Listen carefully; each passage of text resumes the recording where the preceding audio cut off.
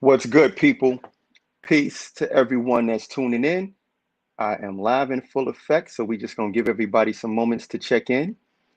We gonna give everybody a couple moments to check in. That is, what's good? I am your host, Amby Warhol, and this is the illustrious Amby Warhol Show. What's good, everybody? This has been a slow week for me. I have not had a lot of time to prep and get in my space. I've been dealing with some issues with my mother. Everything is going okay, but I am definitely here nonetheless because the show must go on, right? How's everybody doing today? We just give it a couple of minutes for everybody to tune in and get on their grind and do their thing. You know how it goes. We gonna have some little fun. Play a little game with everybody. Peace, peace. I see y'all rolling in.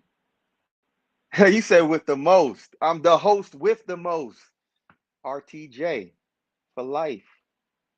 How's everybody doing? Yeah, brother. We own it. So this is a early start. We just stepping in, just getting in the zone, just getting in the mood. We gonna play a little bit.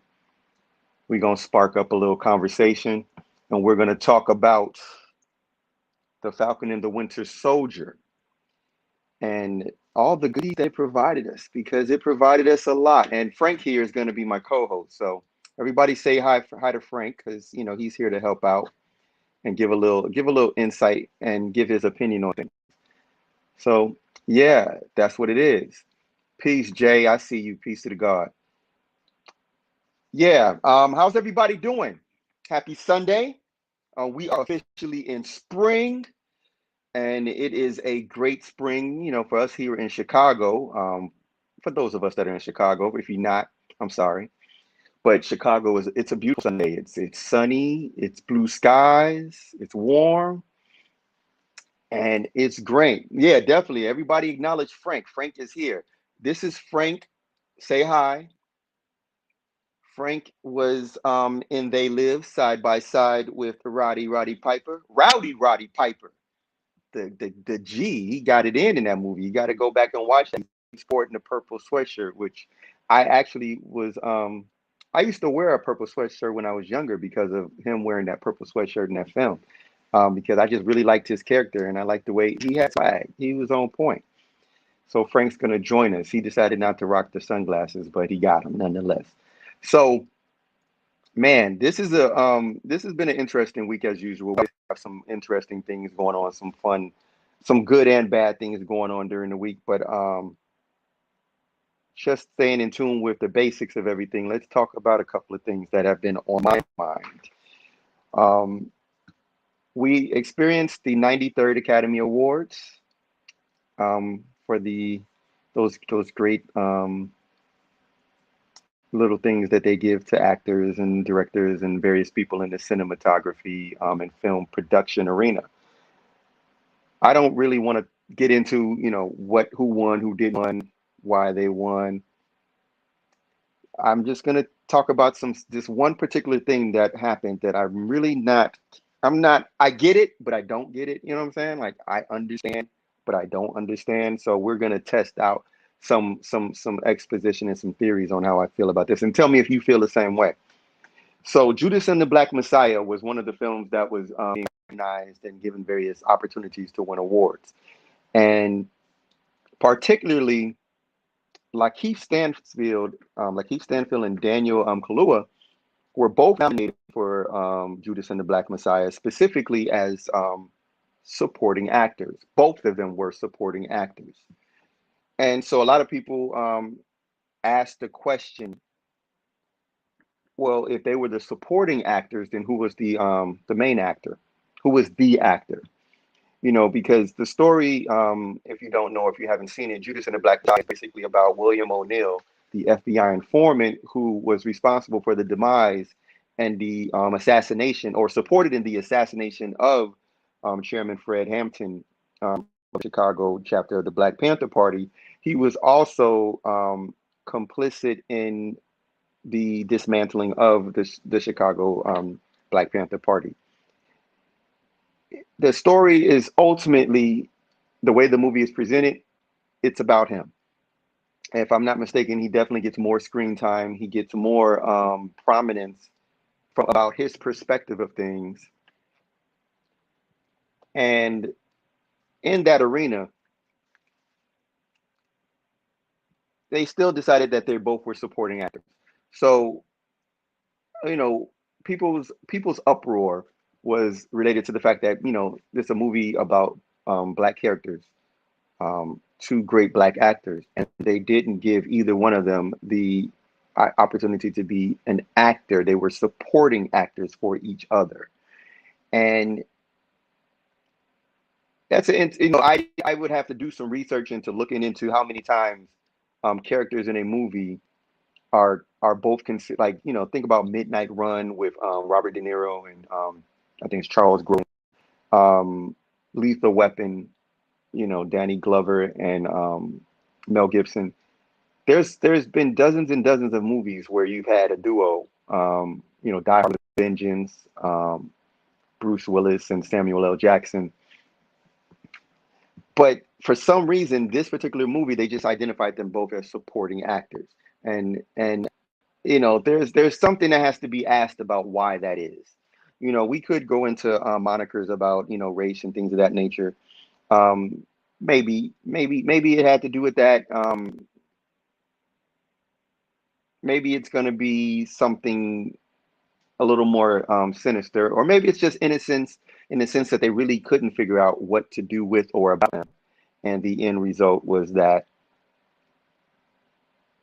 they both got supporting actors. Yeah, good point. Blues Brothers is another example.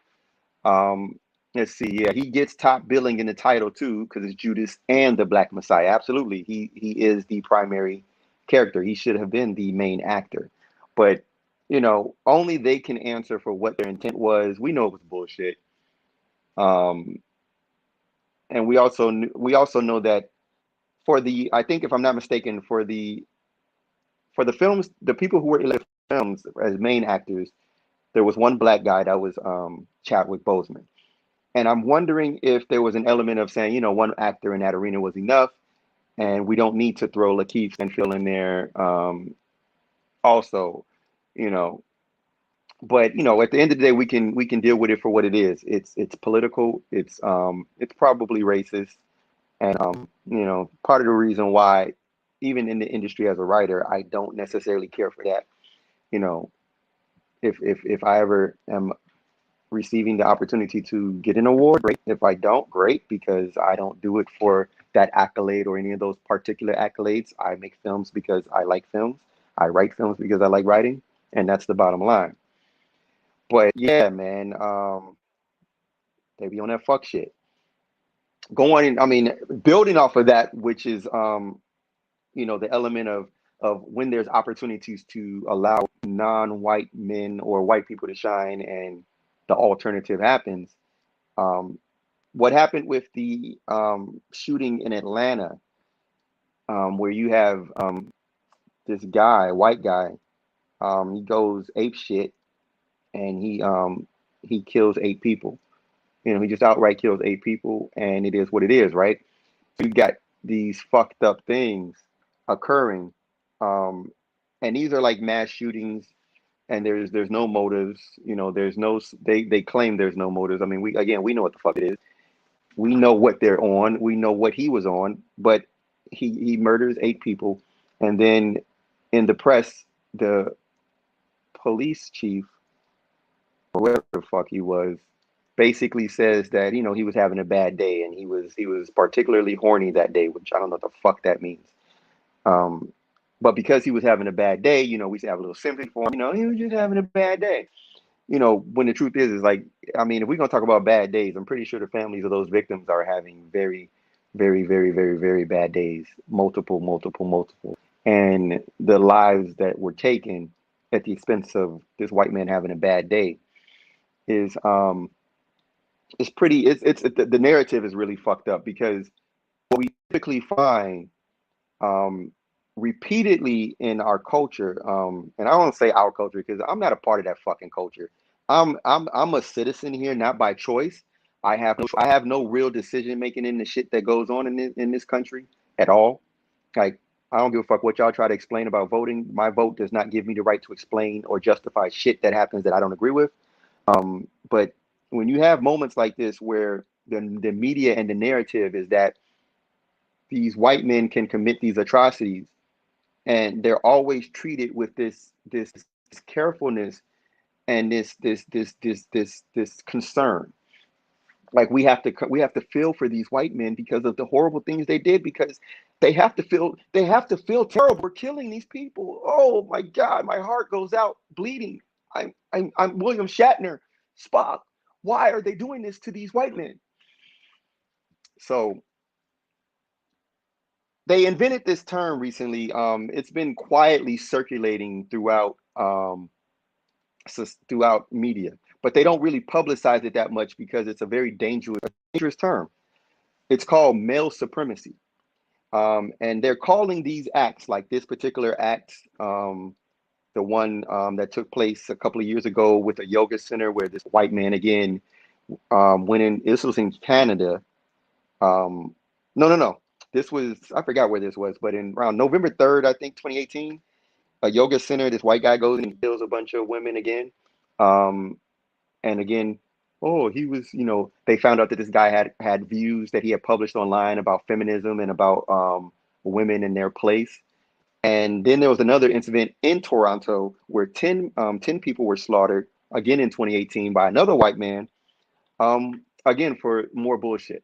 And what we keep finding is that there's these incidents where particularly white men do these extreme atrocities for whatever reason. I mean, we know the reason is usually some form of racism or bigotry, um, whether they're against women, they're against non-white people, or anything that they just don't like. But in these instances, um, the FBI and other organizations have identified something called male supremacy terrorism. And what happens is that the idea is that there's these men who are committing these atrocities based on their view of their superiority as men. But as you dig deeper into the research that the psychologists have done on the concept of male superiority terrorism and the idea of male superiority, you find that it's actually more than that. So it's an intersection between misogyny and white supremacy, and that's the real narrative that is surrounding what male supremacy terrorism is. So you have the requirement is, number one, you have to be a man. Number two, you have to be a white man with a supremacist view, both from a male perspective and from a white perspective. And then number three, you have to have misogynistic views about women. So what we already know when we deal with the concept of white supremacy, and I don't really like to use the term white supremacy. Frank is kind of like annoyed by me using that term, because the truth is that there is no such thing. It ultimately is not their supremacy that we're really talking about. It's their arrogance, it's their conceit, it's their narcissism. So we can really just get into it with a male entitlement. It's a white narcissism that seems to particularly spawn from a group of white men who hold a certain philosophy. These type of white men are devils, point blank and period. They're devils. Um, if any white man that carries that narcissistic view that makes them the center of everything, where they feel that they have the right to abuse and oppress anyone who is not a white man, that is what a male supremacy terrorist is. The problem is that publicly they don't want to isolate the fact that it is particularly white men, because that is a narrative that our society doesn't want to face, because facing that forces us to look at a lot of people that are in power and positions of influence. Like, you have to ask yourself, um, is it white narcissism that makes Bill Gates do what he does? Like, that makes him feel like he's an expert in things that he doesn't have to even participate in. Why do we need Bill Gates speaking on things when we have Fauci speaking on things? So, ooh, Assassination Nation. I did not see that movie, but if that movie ties into this, then yeah, I'm gonna have to watch that. And yeah, there is nothing supreme about the concept. That's definitely why, for me, it's about arrogance and it's about hubris. It's about this overconfidence and this self-absorbed narcissism that makes you the center of the universe, and you feel that everybody else is not equal to you and doesn't deserve their time in the sun, so to speak. So that would give you the right to feel that I'm going to go murder these Asian women because, oh, I'm horny and I had a bad day, so fuck them women, right? Particularly these Asian women, because of course, who likes Asians? They're responsible for that virus that we got, right? I wonder where that philosophy came from. Who? Oh, it was another woman, right? Coincidence. So, but what happened after that is that there was a lot of attempts to address the overall hate crimes that are occurring um, on against Asian people. And just for the record, it's not Chinese people that we're talking about when we say Asian. We're talking about the whole spectrum of the Asian diaspora. So that includes, like, for example, what happened in that spa in Atlanta. Those weren't Chinese people; they were Koreans, or a good portion of them were Korean. So we have to be clear about who we're talking about and not to just generalize the struggles of what's going on. But there were 3,800 Asian hate crimes that occurred last year. Now, we don't, we already know the root cause of what is triggering that. I mean, we have the most powerful man in the American country in the presidency lashing out and placing the blame for everything that was going wrong in 2020 on our Asian population, particularly our Chinese populations or people of Chinese descent. That's some fuck shit too. So really pay attention to the language that people use. Frank says, check yourself before you wreck yourself, because he will visit you and he will beat your ass like you were trying to put sunglasses on if he catches you abusing people of any type. Because really, the truth is, it's like, while we can really focus at this moment and give our Asian companions their moment to address the struggles and the plight that they're going through, the truth is that these hate crimes exist. This prejudice, this shit is much deeper than that. It goes so far beyond that. I mean, today it's Asians, yesterday it was something else, and tomorrow it'll be somebody else. There will always be somebody that is going to be oppressed and abused, and oppression and abuse as a norm in our society will remain as long as the people in power demonstrate oppression and abuse as a way of control and power over people. So yeah, we gotta, like, if we want to address it, we're gonna have to address that, because we can hashtag mafia all day, but the people who are doing this need to be called out and targeted specifically for their bullshit. And because Frank got my back, I'm confident enough to say that. Frank about that life. He ain't playing with y'all. I'm silly. I'm just contributing to the violence, right? Because, you know, Frank with this, like, he might hurt somebody. He might hurt himself. He might shoot out. Then he'll be Nick Fury, right? That would be weird. It would definitely be weird. I'm joking. See, you don't like it at all. So that's my spill on that. Let's deal with the love. Let's deal with the reality of the situation, and let's show these motherfuckers what love life is really about. Us that participate in geek and blurred culture. We've been dealing with, like, all that shit. Like, some of us have experienced bullying. Some of us have experienced just natural oppression. Partially just because of skin complexion. But at the end of the day, what I'm saying, can't nobody fuck with us. Ain't nobody gonna be able to stop us when we come together and when we stand on our square and we do our thing. So let's show them what it's about. So something else that happened. I don't know. Have any of you ever saw the Sound and Fury anime that was on, or I won't call it anime, the Sound and Fury animation that was on Netflix? Sound and Fury was by Sturgill. He's a country musician. Sturgill Simpson. He has some pretty intense music. And if you haven't watched that animation, check it out. He released an album this 2020, and he did an animation that came with it that was very OG style, like, in terms of the animation approach. It was very much Mad Max meets kind of Fist of the North Star, but it was really good. Throw a little heavy metal in there, like that element. That's kind of the look of it and the feel of the animation. But it was called Sound and Fury. The album was great. You ain't like the new album? Oh man. But yeah, the animation was really good. And you know, I listen to some Simpson stuff here and there. I don't discriminate in terms of certain sounds, and his sound was doing it for me when it dropped. So I like that album. But the reason why I bring that up, beyond the fact of watching Sound and Fury, the prequel to the animation came out in the form of this awesome graphic novel, which tells the story of things that occurred that led up to the animation. So just to show you some of the weird stuff that's going on. Oops, sorry, Frank, you was in the way. But yeah, so just to show you some of the stuff that's going on here. This was a pretty serious I haven't finished it, but just take a look at some of the craziness that is ensuing. This is a serious comment. And if that gives you an example of what the animation is actually about, um, great animation, and this prequel really does justice to the story. So once I finish reading this, and what I'm probably going to do, since we're on this, since I'm going to talk about this at some point. Once I finish reading this, I will review this, and I will talk about the animation Sound and Fury.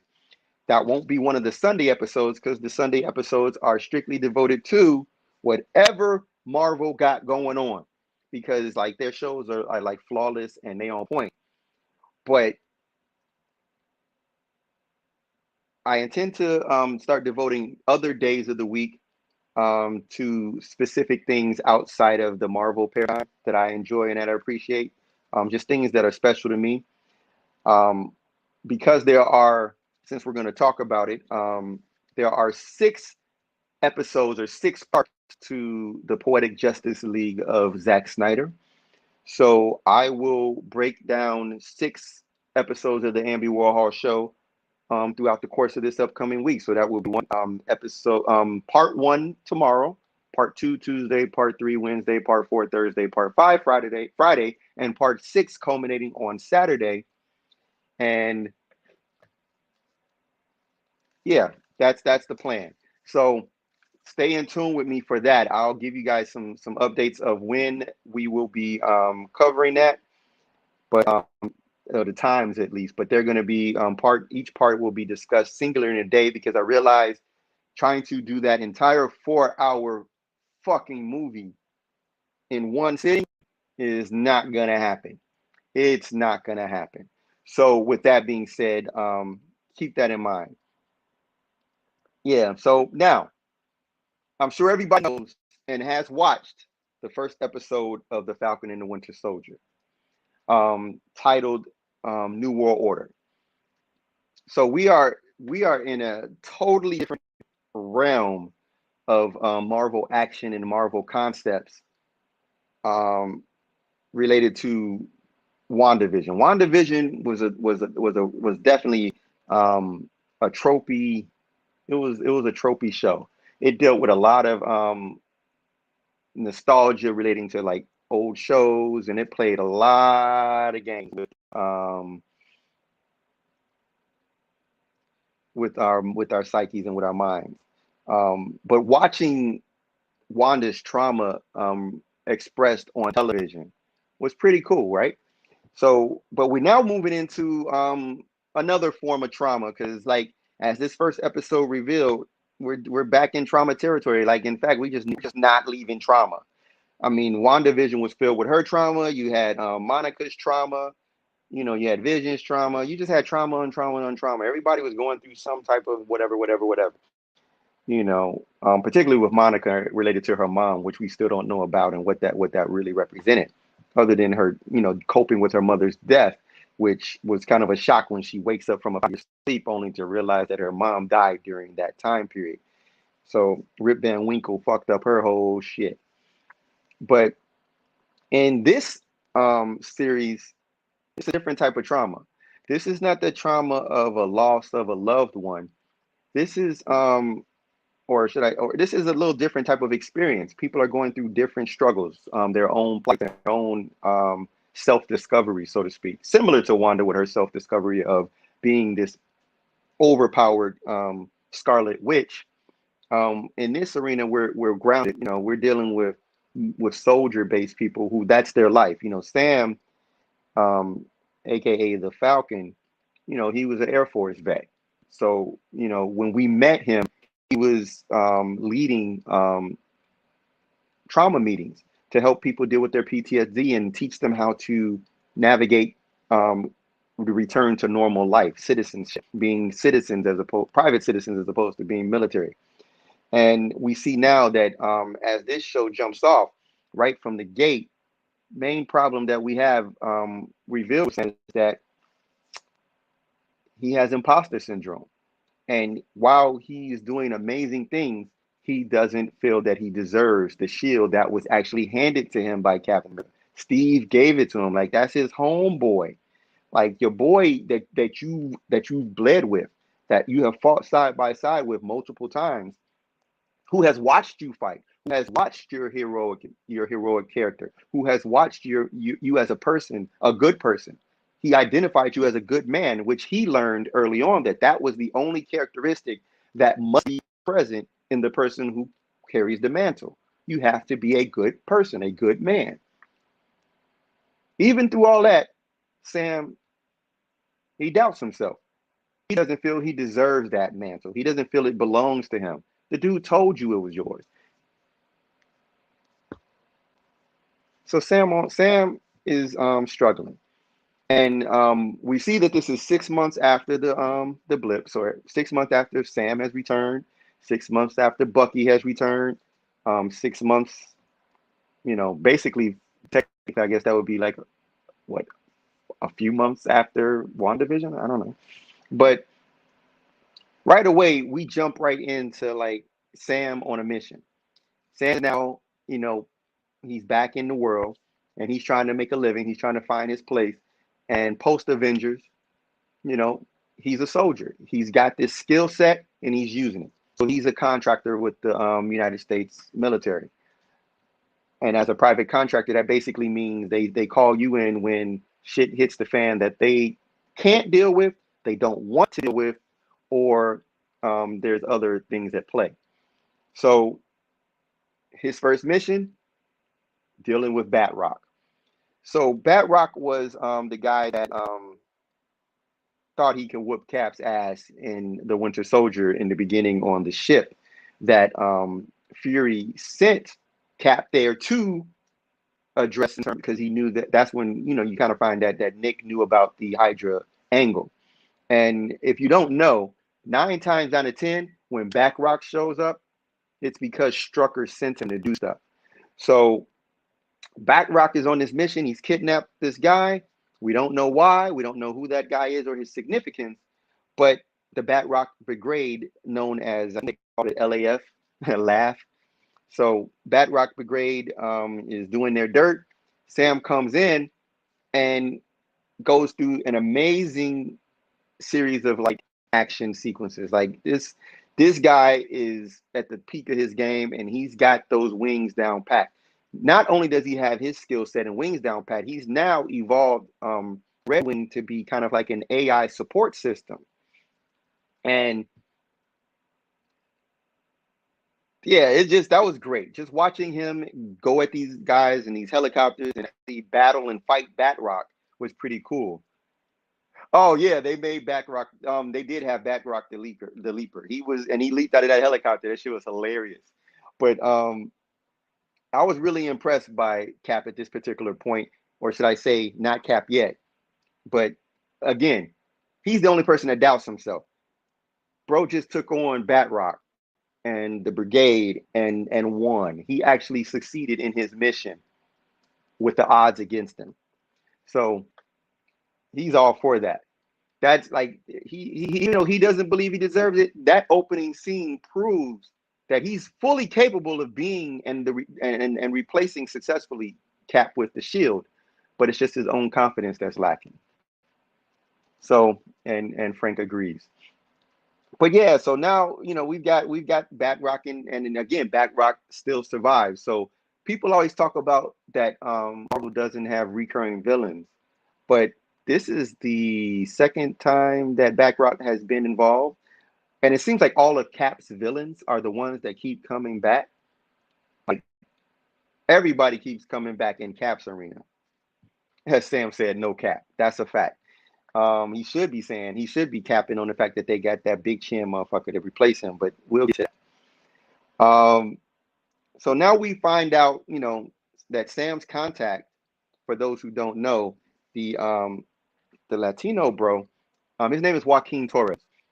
Joaquin Torres is the guy sitting at the table and also the guy that was in the Hummer during the whole mission, kind of being his support. They're talking about like Red Wing, and Red Wing is this super high-tech level Stark shit that the military can't fuck with. And thus Sam is able to sit there and tweak at it and repair it and work it out, which I was impressed by that. I was really glad that Sam has that fire. Sam is able to work his own things out. But for those who don't know, Joaquin Torres is very much a stand for Falcon and particularly Cap. So when he's talking about the rumor that Cap is on the moon in a secret base, he really believed that shit. Now, don't think Torres is suspect. Torres, okay, so, and to be fair, they might be trying to spin us, but historically in the comics, Joaquin Torres later becomes Falcon when Falcon becomes Cap. He becomes his Falcon, his support. So I don't know if they're going there, but the way they're setting it up so far is that they're leading into that. And that's just a minor speculation. Nothing to be taken seriously at all. Nothing to be taken. But yeah, Joaquin Torres is very much Falcon in the comics at different points in time.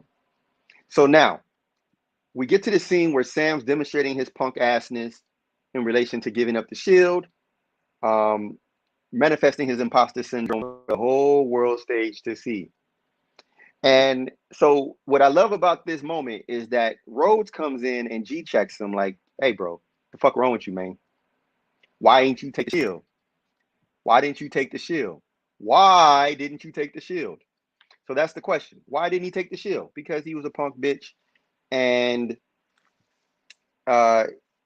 he has imposter syndrome. So Rhodes tries to help him out and say, look, dude, you was given the shield. We need a Cap. Kind of alluding to the fact, like, I think Rhodes even knew, like, you fucked up because you gave the shield up. And he was like, well, you want to take the shield? I'm War Machine, bitch. I'm good. Like, I don't need the shield. I got a whole thing going on here. I'm respected. Respect me. So yeah, enough of that. Enough of him and his imposter syndrome. Let's get into this cool factor. We get this moment where Winter Soldier steps in and just anytime Winter Soldier is on the screen, just know you're gonna get ample amounts of badassery. Ample amounts, just unlimited oozing machismo badass dude. The Winter Soldier is a fucking beast. And in that scene, he casually, I don't think he broke a sweat. I don't think he got out of breath. I don't even think that he ever had to do anything that exerted his energy. He went over the banister. Like, he was like, he just fell over the banister and landed on dude and was like, yeah, I got this. And like, he's just whooping these dudes' asses. And it's just like amazing. Like watching him just like dismantle these people. And he's supposed to be the bad guy. And I get that, but like, say hi to the fucking bad guy, because the Winter Soldier is a badass, and you can't deny that when he steps up, he's gonna hurt you. I'm just hoping that the deprogramming of Bucky and his therapy and his making amends is not gonna interfere with his badassery, because I need that in my life. I need to see Bucky go Winter Soldier on a bunch of people. And just straight, like, just break them down, just systematically, like blip, blip, blip, blip. Oh, there's one more, And what's really messed up about that scene and all of this badassery is that, I don't know what those guys did, but 9 times out of 10, if you're in the politics game and you're in that spy shit, you get what you get. Everybody knows James Bond is going to eventually get shot, and when he does, comes with the job. So, but the innocent guy who was just trying to go in his room, into his apartment, and the Winter Soldier takes him out. it's like just it's like a very it's just a very painful moment when you think about that these are the dreams that this man is having. So yeah, I really feel for what Bucky's going through. But in the midst of this whole moment where he's talking to this therapist and he's got these three rules to follow towards making amends. And what we see is that he's not following those rules. Bucky is not giving a fuck.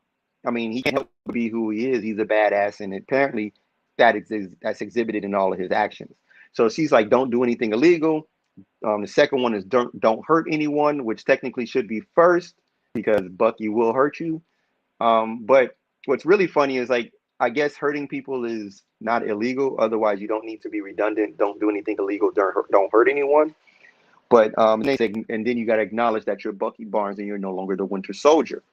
So he's out here trying to make amends, and in the process, he's crossing off the list all of the Hydra agents that fucked with him and ruined his life and made his life miserable.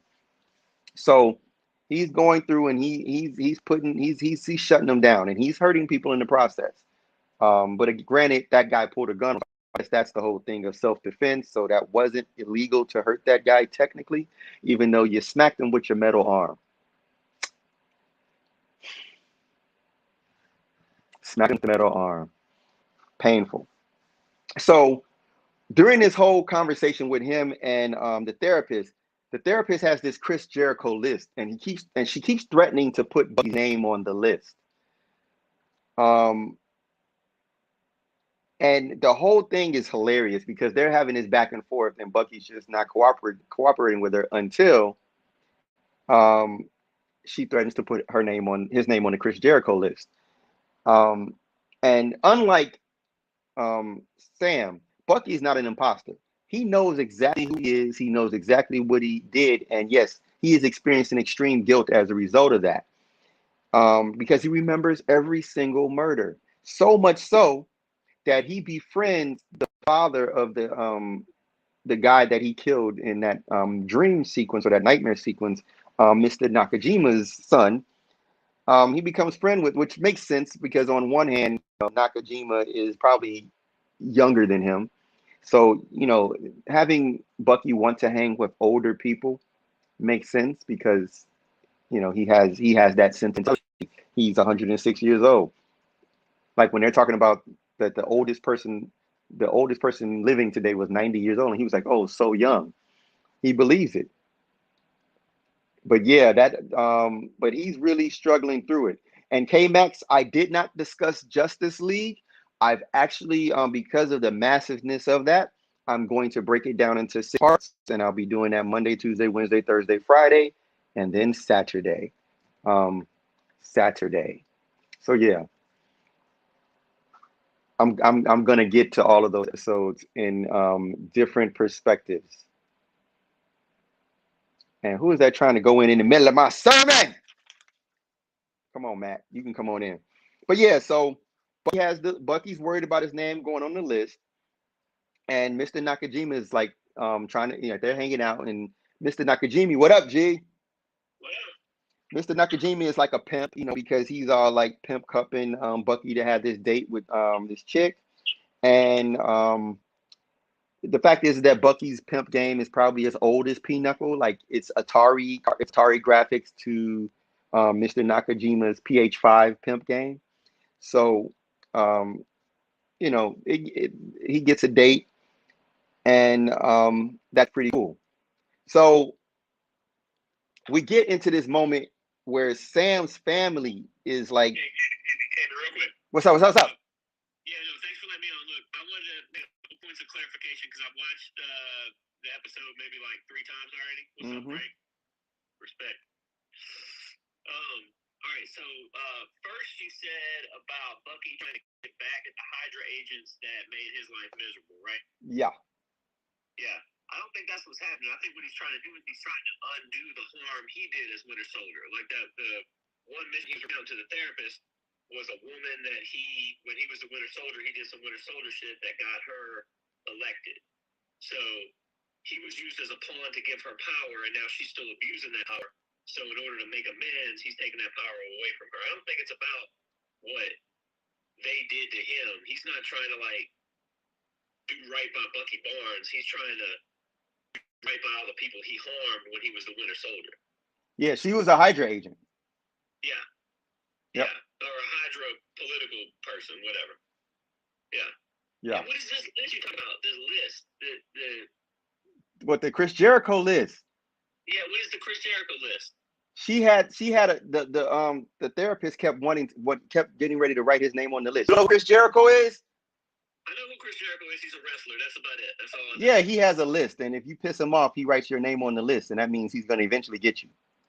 Okay, well, that's not what was happening in that scene either. I can contradict your analysis, but that's what it's all about, right? You're taking it too literally. She's his therapist. She wasn't going to write his name on a list, or are you just being metaphorical? You're being metaphorical. I'm going to pretend like you didn't just ask that question. Yeah, okay. All right, my bad. You got some sunglasses on?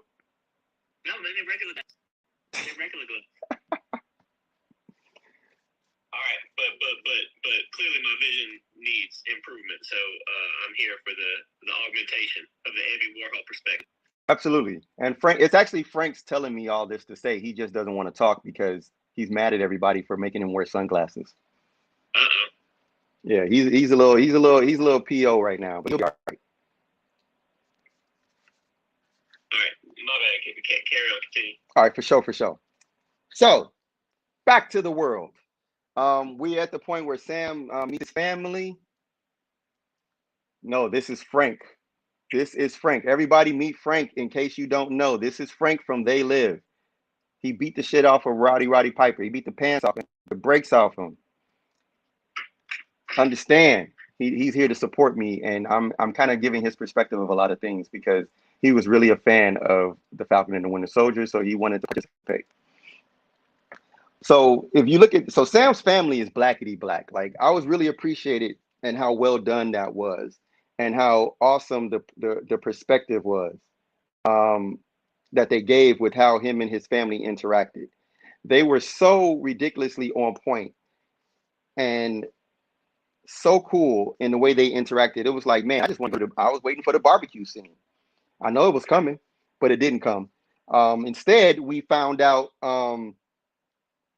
that his sister is in dire straits financially because during the 5-year blip, you know, like the rest of the world, hey, there's my man.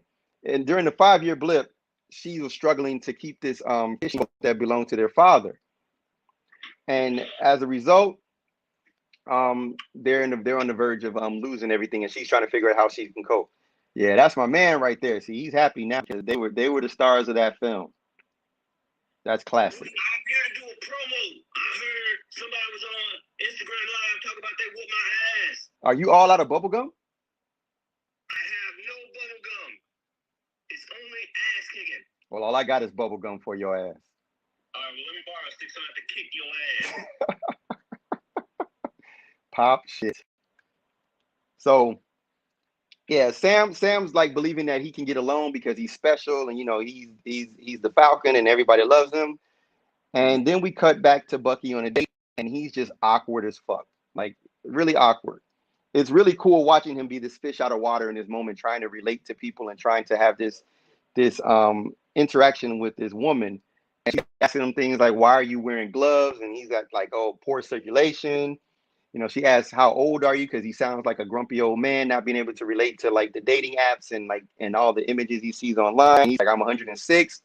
Tries to laugh it off, but you know, he was really serious. And then to add to this silly moment, the one game that she pulls out is Battleship. Yet just more, you know, the one thing he doesn't need to be involved in is battle, and she pulls out Battleship. So then you got the other moment with him where he's sitting there awkward. She's going to get beers, and the cat with the metallic arm is swinging at him, just reminding him about his arm and how out of place he is and how he doesn't really belong in normal situations. And so, you know, he nervously grabbed it to stop it, and I thought that was hilarious. So then, you know, I didn't make that connection about the cat's arm and his arm. That's a good one. Yeah, that was just him having that moment of annoyance, looking at that thing as it's swinging left arm that was all shiny silver. It was just hilarious.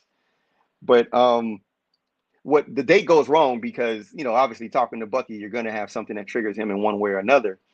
And so she triggers him talking about Mr. Nakajima's son, and the fact that the reason why Mr. Nakajima is suffering is not just because of the loss of his son, but just the uncertainty of what happened to his son and why it had to happen to his son. So that causes Bucky to freak, and he dips. He just bails out on the date. Pretty sure she won't be calling him back. But he goes over to Mr. Nakajima's house, and then he chickens out in expressing and revealing, you know, what really happened to his son, because of course that would be traumatic and horrific. And I think it would be even more harmful to find out that the guy I've been hanging with is the guy that killed my son because he wants to make amends. So there's a lot of torture in that moment that reveals that Bucky is going through it and he is struggling bad. Hey, can I get a prediction? Go for it. Because, okay, so I'm not going to make the prediction, but I'm asking you to make a prediction. Eventually it's going to come out, I think, right? Because it's the setup.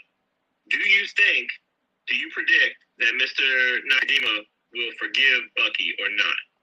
So that's the thing. There's only two ways that they're going to do it. Either he's going to forgive him or he's not.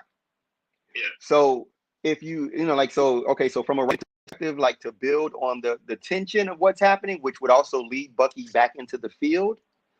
If he goes to make this apology and Mr. Nakajima doesn't forgive him or doesn't accept it and doesn't allow Bucky to make amends, then that means that Bucky is going to have to go elsewhere to get out his stress. Okay, so the therapist has pointed out that he doesn't have any relationships, and based on what you can see from his phone, that's valid. But then in the next scene, it sets up that outside of his phone, like, we used to live our lives outside of our phone. Like, how he is, he's got a life. So I think his reluctance to say anything to Mr. Nakajima this time is because that's really his only. That's his friend. Yeah, he became a friend with him, and he doesn't want to hurt his feelings, and he knows that will probably end that relationship. Yeah. So as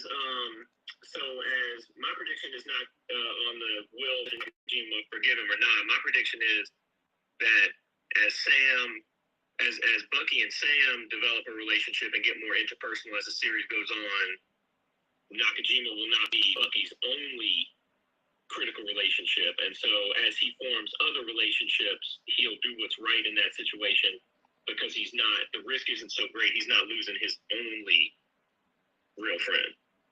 That may be the case. We shall see. Hey, the big question, and maybe you might know this, maybe I missed it. Where is Steve Rogers in all this? He didn't die in Endgame. He's still around. He's just real old, right? Yeah. Has that been answered? Is that like on paper anywhere? No, they're not. I mean, it's this early in the series, so, you know, 9 times out of 10, Steve don't want nothing to do with none of that shit. I'm willing to wager that more than anything else, Steve is particularly pissed at low at Sam because he gave him the shield because he didn't want to put it in the hands of the government. Yeah, if I'm writing it, if I'm Steve Rogers and I'm still alive, in the next episode, I'm showing up to fucking, mean old grandpa coming to, whoop your ass for doing wrong in that situation. Well, it depends on which version of Steve we're dealing with. So in some versions, once he gets old, the super soldier serum wears off.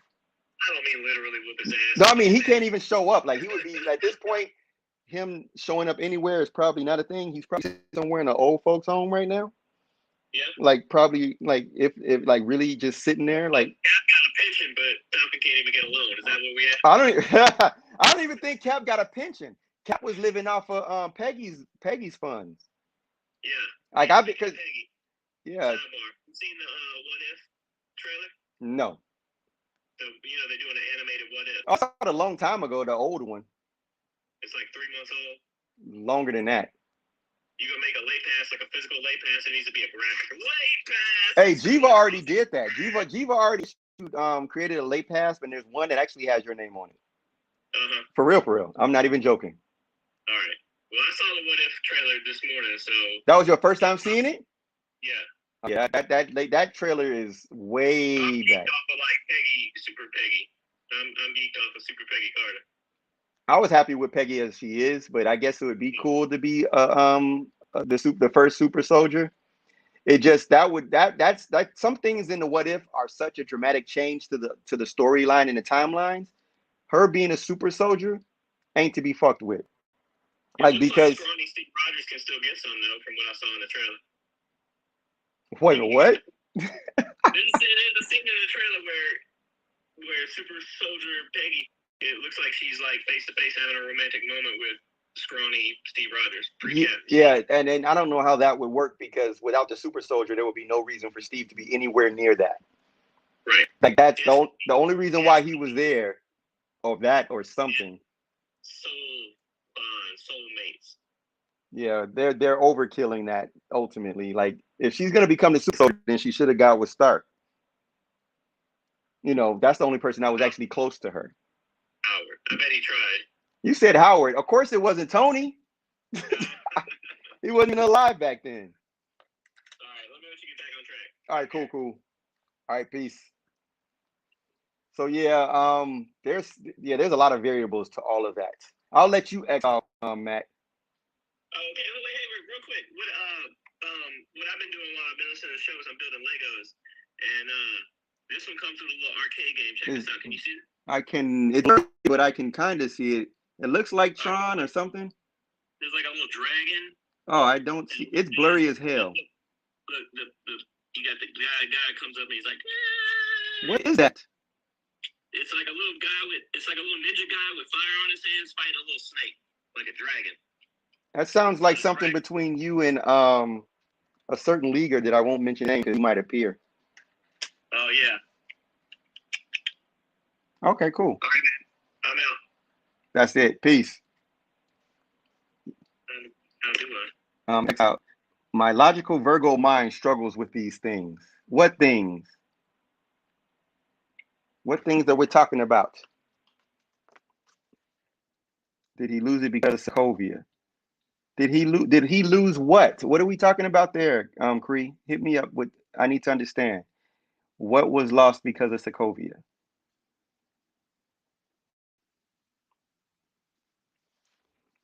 Yeah, I guess if we're talking about what's going on with Sam and trying to get his loan, the truth of the matter is that Sam is no longer a part of the military, and they don't just, even though it's nice to think that they give out loans to anybody, but we know that if that was true, then people from the military who are vets would not have issues with VA or homelessness or any of those things that they have.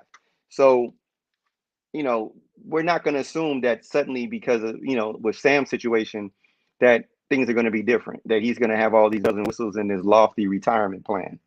So I do think that when let's deal with it for what it is.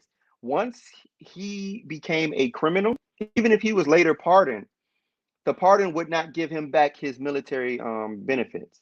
He lost all his military benefits when he became a war criminal. Him, Steve, all of them, including Hawkeye, which might explain some of the antics that lead to Hawkeye in his series.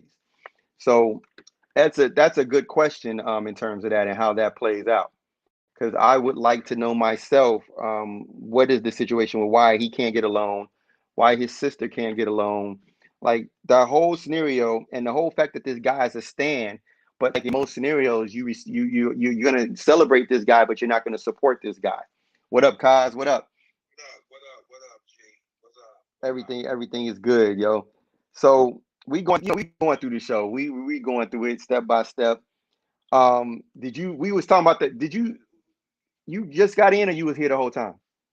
I just got in like 10, 15 minutes ago. All right, cool. So you remember the part? You familiar with the Flag Smashers? Yeah. So, what is one guy in the comics is now this whole little group. Like, it looks like they're like a little covert team that's anti-borders. They like the way the world was when half the population was gone, and the simplicity of the world at that time. So they're trying to remove government involvement in things. And they introduced them pretty interesting, because they got some mad skills. They got a V for Vendetta thing going on with their mask. And yeah, I like that. Your boy Torres, he tried to step in and like investigate, and got his ass stomped literally. Yeah, he got stomped out real quick. I was like, yo, no justice. You're not an Avenger. Yo, he got whooped so easy. I was like, are you serious? I mean, granted, these dudes got some power. Like they strong as shit. Like you see them jumping down from the top of wherever that dude came down from. So whoever they are, they got some power, which is going to be interesting story arc. And one of the things, huh? Are they super soldiers? So here's the thing. Here's where it gets interesting, right? So when you go into the story, like in the way they're setting this up, so they've got these situations where these guys they're calling the flag smashers got power, right? Right. You've got the end scene, which basically shows that due to Sam's imposter syndrome and him being afraid to wave that shield around, they decided to give it to this white dude. The white dude is John fucking Walker. John Walker, aka Mr. Incredible Chin, aka Super Patriot, aka U.S. Agent. Now that character, even though they haven't revealed it yet, and I don't know how it's gonna go, but he's a super soldier himself. But he's not a super soldier from like a super soldier serum or anything like that, like Bucky and Steve. He got his powers in one variation through the Power Broker. And the Power Broker was this guy that was off. He had a way through this process to give people powers. And so people would go to the black market, so to speak, pay him, and then he would give them powers. And the part about the earlier John Walker was that John Walker was trained by Taskmaster to fight. So him being able to do the things that he should be able to do, which are equivalent, is on point. Like he's got powers, like he's got the super strength and all that. Yeah. The only difference is he's got more of that sentimentality of the Winter Soldier.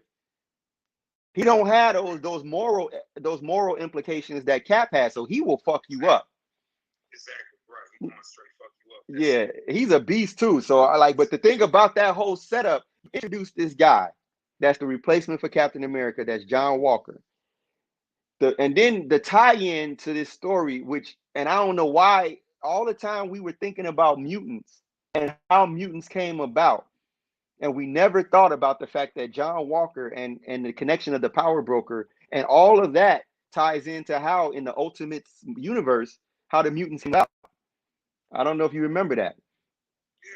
So in the Ultimates, because the super soldiers was meant to destroy the mutants, the Weapon X program, correct? well, no, even more so, even like the first when they were trying to figure out the super soldier serum, they were doing these experiments, and the Weapon X program was a super soldier program, and they were experimenting on Howlett. And while they were experimenting on him to try to make him a super soldier, they unlocked this mutagen gene. Yeah, they unlocked that gene, and that was the start of mutants in the world, because once he was set free, he was out, and then the gene started to spread amongst all the other humans, and then like random humans started to have these powers. But the mutants started through experimentation. This shit is real. Like I'm like, yo, they're quiet, and this is speculation. You know what I'm saying? But with the fact that you bring in the U.S. agent in and how he get his powers, right? If he's gonna have super strength and all these abilities like Captain America, how did he get them? That means that they're dealing with an experimentation. Which means that that's how they can say that that they unlocked this, because we know he didn't just get his powers yesterday. Like the dude didn't just wake up with powers and then they gave him the shield. That means he's been around. Yep. That means he's been doing secret missions. Yeah. So that means that this dude been doing power things. Mm-hmm. What Rhodes was trying to insinuate. See, this is where Black Widow is kind of needed, because I think she would have had the conversation with him before he walked on the stage. Because she always talk to people before they do their move and be like, "Are you sure you want to do this?" Mm-hmm. I think she would have talked to him and be like, "Hey, even if you're ready or not, just step it up." You know what I mean? Right. Just playing the position, because he didn't know the game. Nah. That's what Rose was like, "Hey man, we need to talk." Like, yeah. It was no congratulations. Just, hey dude, now I gotta ask you, why didn't you step up? he knew the game. You know what I mean? That's gonna be replaced. You just didn't put the shield up and think it's gonna be honorary, just held for 20 years or something like that. No, Nah, it's like what you said. They got cats in the lab ready to go. they And be if on John it. can't do it, they gonna have someone else. Yep. So yeah, you should have just stepped it up. And that's when it goes to status too. Because like he didn't step up, but he still tried to use his status to get that loan. And as you can see, he's still a nigga in the coop, man. You know. That's a fact. That's a fact. Where'd you go?